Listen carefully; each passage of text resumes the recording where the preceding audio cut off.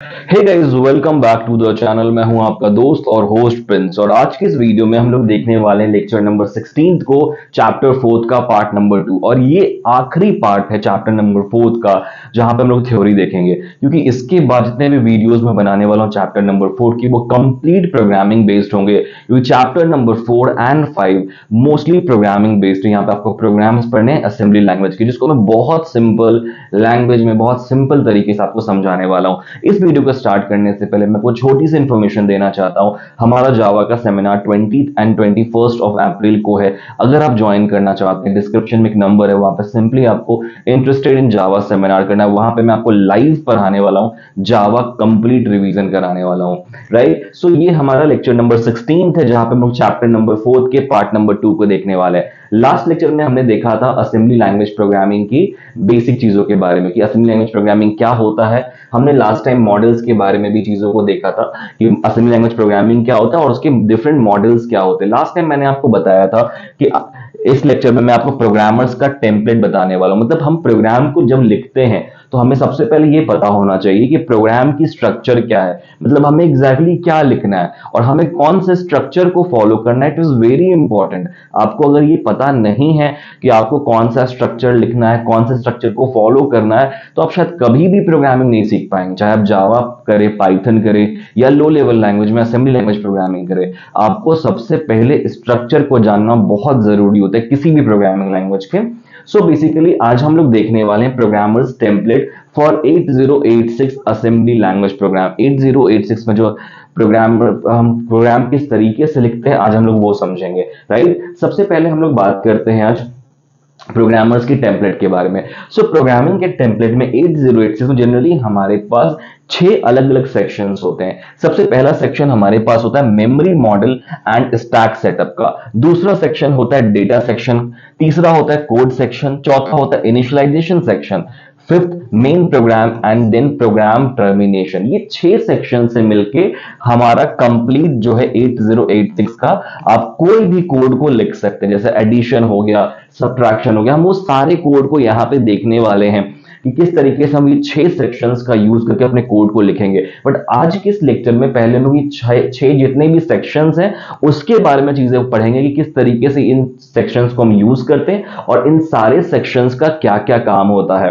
Right, तो one by one करके हम लोग सारे सेक्शंस को देखेंगे। सबसे पहला सेक्शन आपका होता है memory model and stack setup. Right, इस सेक्शन का मतलब बहुत सिंपल, ये जो सेक्शन हमारा होता है, this section specifies the memory model small, medium, large और ह्यूज। जब आप किसी भी प्रोग्राम को करते हैं, you have to specify the size and the stack, क्योंकि उसी के अकॉर्डिंग मेमोरी एलोकेशन होने वाली है। सबसे पहले मॉडल एंड स्टैक में आप स्पेसिफाई करते हैं कि आप कौन सा मॉडल यूज करने वाले हैं और आपका स्टैक डायरेक्टिव क्या होने वाला है। तो हम जैसे एग्जांपल में dot model small dot stack 100h इस तरीके से लिखते हैं। जब हम लोग प्रोग्रामिंग स्टार्ट करेंगे, मैं आपको डिटेल में भी समझाऊंगा। जब हम प्रोग्राम को लिखेंगे तो हम किस तरीके से मॉडल्स लिखते हैं, किस तरीके से हम इसको प्रोग्राम में लिखते हैं, प्रोग्राम कंप्लीट प्रोग्राम में लिखते हैं। अभी के लिए बस ये समझ लो कि ये जो हमारा सेक्शन होता है, इसमें हम लोग अपने मेमोरी मॉडल के बारे में और स्टैक के बारे में लिखते हैं। मॉडल हमारा स्मॉल है, लार्ज है, मीडियम, आप जो चाहे वो लिख सकते हैं। यहाँ पे स्टैक में भी जो चाहे आप वो डायरेक्टिव का यूज कर सकते हैं। इसके बाद हमारे पास आता है दूसरा सेक्शन, डेटा सेक्शन। बहुत सिंपल, जैसे आप जावा प्रोग्राम में इंट ए, इंट बी, फ्लोट वगैरह डिक्लेयर करते थे, सेम उसी तरीके से प्रोग्राम है तो डेटा हम वेरिएबल्स डिक्लेयर करेंगे, कांस्टेंट डिक्लेयर करेंगे, या अगर कोई डेटा स्ट्रक्चर हम यूज करें वो डिक्लेयर करेंगे। सो डेटा सेक्शन में हम सबसे पहले डिक्लेयर करते हैं अपने वेरिएबल्स को डिक्लेयर करते हैं, कांस्टेंट्स को डिक्लेयर करते हैं, और जितने भी डेटा स्ट्रक्चर हम यूज करें वो सब डिक्लेयर करते हैं। यहाँ पे एग्जांपल देखो, डॉट डेटा सेगमेंट स्टार्ट हुआ, मैसेज डीबी हेलो वर्ल्ड, जो भी हमारा रजिस्टर है उन सब के बारे में हमने इंफॉर्मेशन दे दी है। मैं आपको नेक्स्ट वीडियोस में बताऊंगा कि इसको जोड़ के हम प्रोग्राम कैसे लिखेंगे। अभी मैं आपको जस्ट सेक्शन से अवेयर कर रहा हूँ कि कौन कौन से सेक्शंस हम यहाँ पे यूज करें। नेक्स्ट वीडियोस में जब मैं आपको कंप्लीट प्रोग्राम लिखूंगा तो मैं आपको एग्जाम्पल के साथ बताऊंगा कि हम इसको प्रोग्राम के अंदर कैसे लिखते हैं। नेक्स्ट सेक्शन हमारा होने वाला है कोड सेक्शन। कोड सेक्शन में क्या है, this section contains the main program logic. जो हमारे मेन प्रोग्राम का जो लॉजिक है वो हम यहाँ पे कोड सेक्शन में लिखते हैं। Including instructions to be executed by the processor, जो भी प्रोसेसर हमारा इंस्ट्रक्शन को एग्जीक्यूट कराने वाला है, काइंड ऑफ एंट्री पॉइंट। जैसे जावा में आप क्या यूज करते थे, public static void main string arguments, वो आपका मेन फंक्शन होता था। सेम उसी तरीके से आपका ये स्टार्टिंग पॉइंट होता है, मेन फंक्शन होता है। इसके एग्जांपल्स यहाँ पे डॉट कोड मेन और यहाँ पे सिंपल आपका जो मेन कोड है वो आएगा, राइट। इसके बाद का जो सेक्शन हमारे पास है इनिशियलाइजेशन सेक्शन है। In this part you initialize registers, setup data segments and perform any necessary setup before the program logic. अगर आपको कोई रजिस्टर को इनिशियलाइज करना है, डेटा को मूव करना है किसी रजिस्टर के अंदर, तो आप उसको इनिशियलाइजेशन सेक्शन के अंदर लिखते हैं। सो बेसिकली जैसे move AX data, move DX एक जो भी है, इस टाइप का जो होता है वो सेक्शन को हम लोग इनिशियलाइजेशन सेक्शन बोलते हैं। इन सबको हम लोग एग्जाम्पल में देखने वाले हैं बाद में, राइट। इसके बाद हमारे पास आता है main program logic. This is where you write the core functionality of your program. यहाँ पे आप अपने प्रोग्राम की कोर फंक्शनैलिटी को लिखने वाले हैं, जो आपका मेन कोर फंक्शनैलिटी। जैसे अगर आपको कोई इनपुट लेना है, कोई आउटपुट देना है, या कोई डेटा को मूव करना है, तो आप कोई कैलकुलेशन करना है, आप यहाँ पे वो सारी चीजें लिखते हैं मेन प्रोग्राम के लॉजिक के अंदर। और जो हमारा लास्ट सेक्शन होता है वो होता है प्रोग्राम टर्मिनेशन, मतलब end of program. Finally, you include code to terminate the program and return control to the operating system.